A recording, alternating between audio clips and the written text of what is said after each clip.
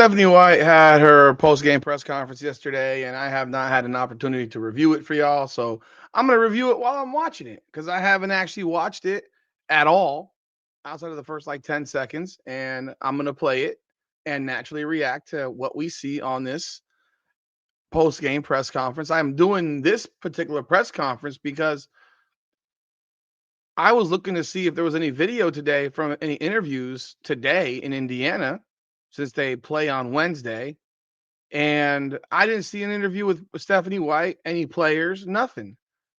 Did the Indiana Fever even practice today? This is a team that's had one practice in 2+ weeks. Did they even practice today?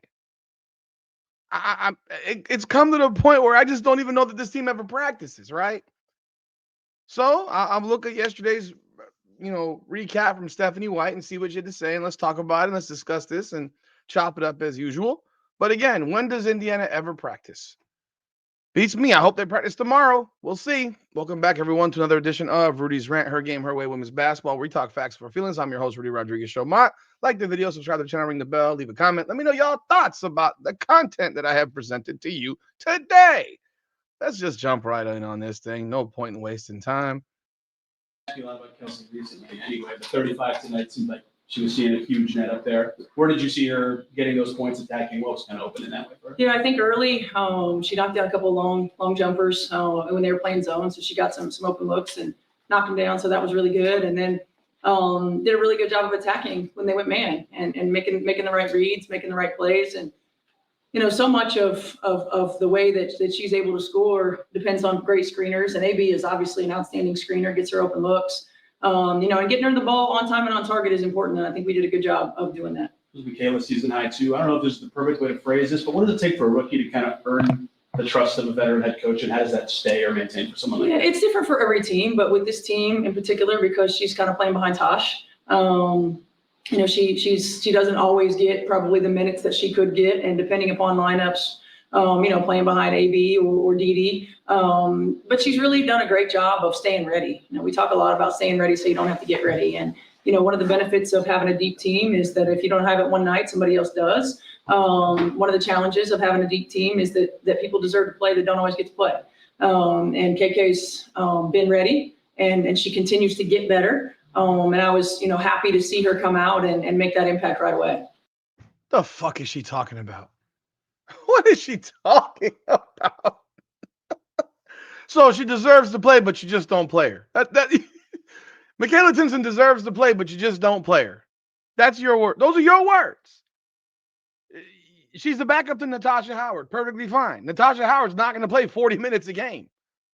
I'm actually happy with how you handled the situation yesterday in the game by letting Makayla Timpson just keep playing because Natasha Howard just didn't have it yesterday. But there are many days in which Makayla Timpson's minutes get limited, and there's no logical explanation for it. Makayla Timpson should, at a bare minimum, play 10 minutes per game. Without fail, every game, she should get at least 10 minutes per game. There's no excuse. There's no logical reasoning for her to not get at least 10 minutes a game. Let's take a look right now. Let's look at her minutes over the last few games. Let's look at the game log here. That's her FSU bio. Oh, gosh. Let's see here. Where is it?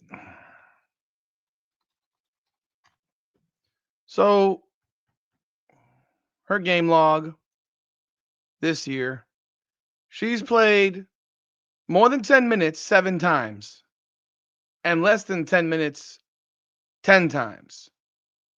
She's finally started to get action on the court on a consistent basis, but even then, she has been left on the bench at times. So, for example, and I believe this correlates with when Damiris Dantas left the team to go play for Brazil.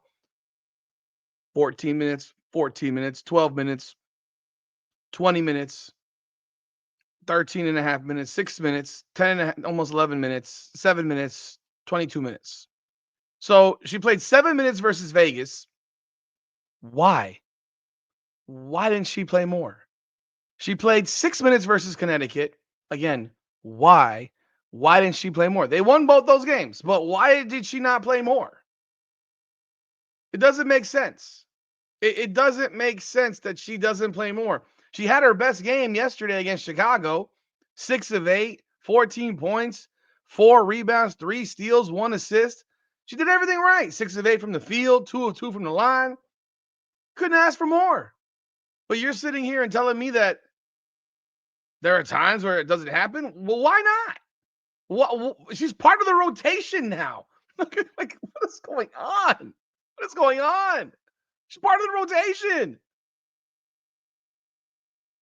Ooh, Chloe had 8 points today too. Just what impressed you about her coming with one day of practice? Yeah, the ability to stretch the floor. She did a really good job of understanding offense, understanding where she was going to get hers, and then staying shot ready. I like how she was defensively too. She didn't allow any easy entry passes. But she just gives us a different look than any of our other post players. Sometimes you'll see us go small with Sophie or Lexi at the 4. And with Chloe on our roster right now, we don't have to do that. She has really good size, and she has that same ability to stretch the floor. What went into Chloe and Makayla playing over Dee today? Yeah, I mean, more than anything, they were playing zone. And so bringing in Chloe early and having 4 shooters around AB was important.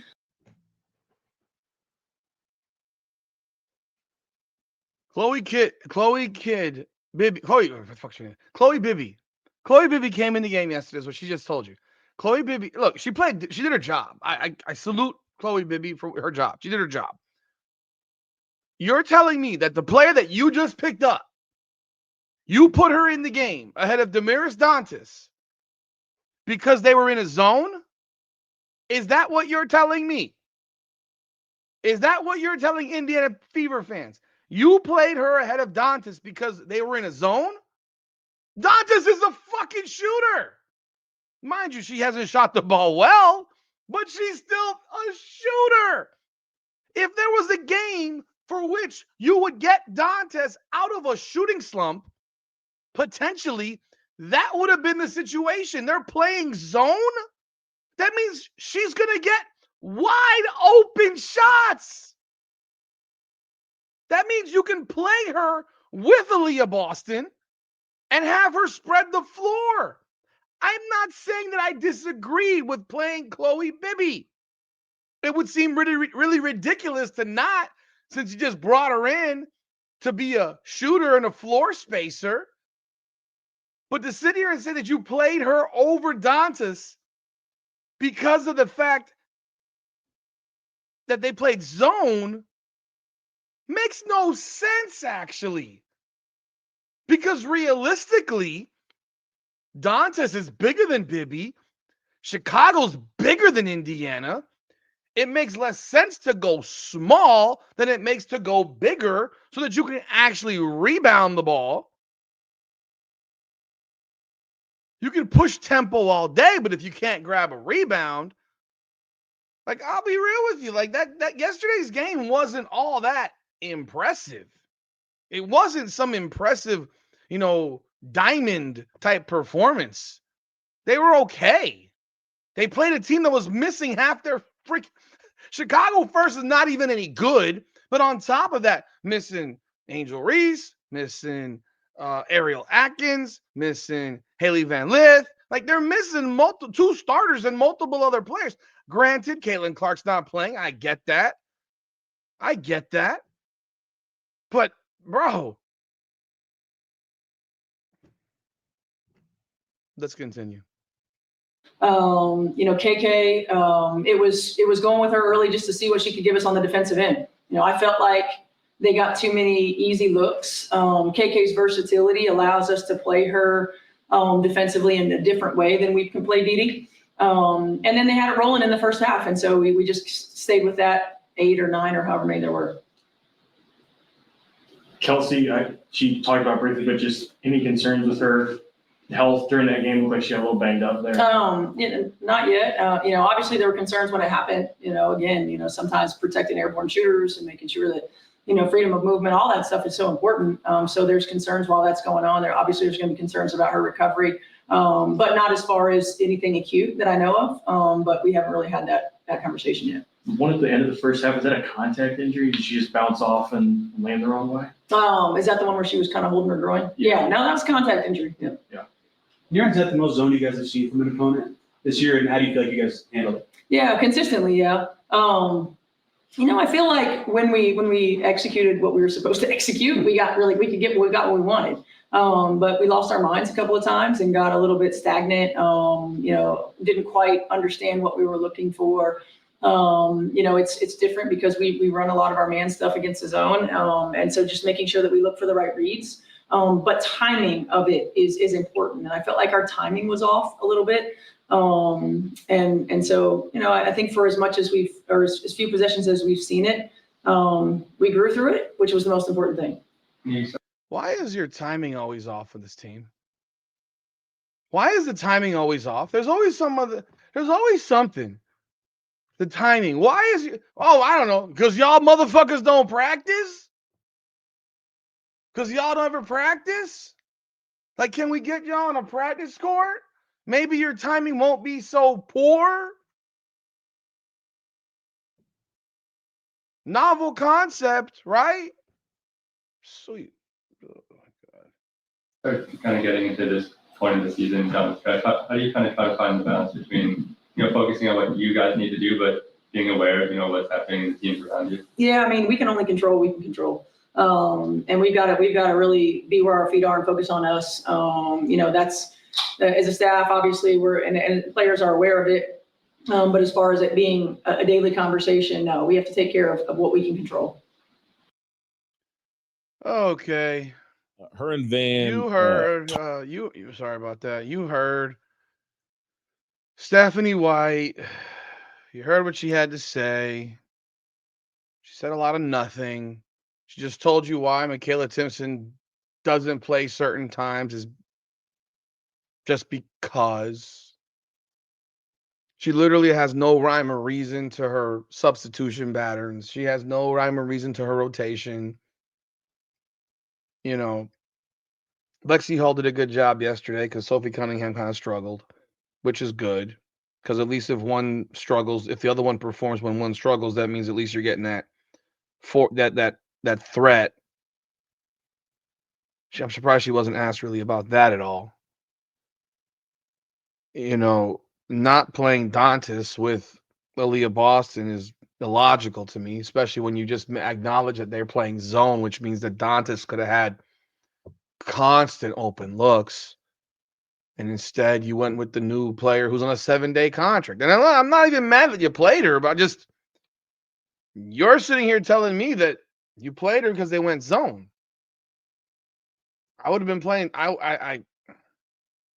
You could have played them both, actually, at different times of the game.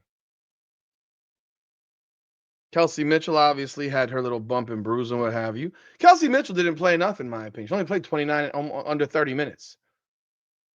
Again, you have a hot hand, and she sits for 10 minutes. It's illogical how much that she sits hot hands.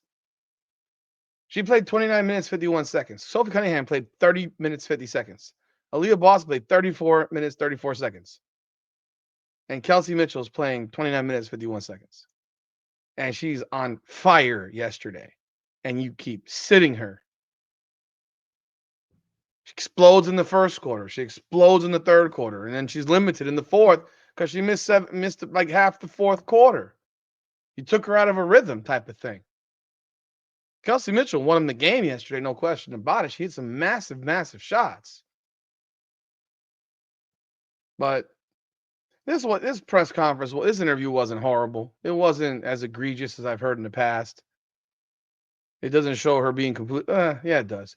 The logic of why Makayla Timpson has not gotten minutes all the time when she's earned them, according to her, and deserves them. She's obviously ahead of Brianna Turner on the depth chart now. But you're playing to not play her is a mistake at this point. She's an energy, athletic player who's very long. She's raw as shit. She's green as shit, but she's going to give you the effort plays. And even if she screws up, she's going to screw up 100 miles an hour.